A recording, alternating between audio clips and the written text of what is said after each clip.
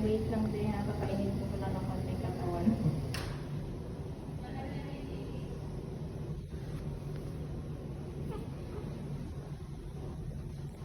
Busy na siya.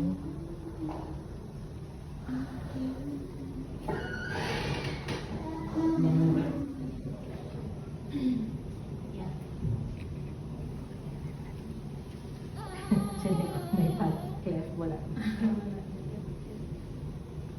Pinapainit ko lang siya, hindi ko makita yung ugat niya. Pero 36 na siya, mga 36. Pataas din yan, wait lang din ha.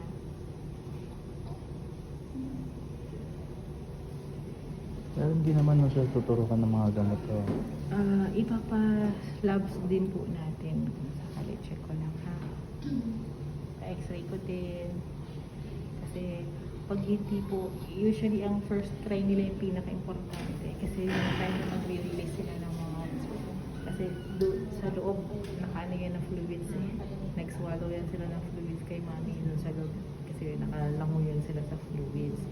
So paglabas nila yung first try, supposed to be yun yung mag-i-eradicate ng mga excess na fluids, ganyan.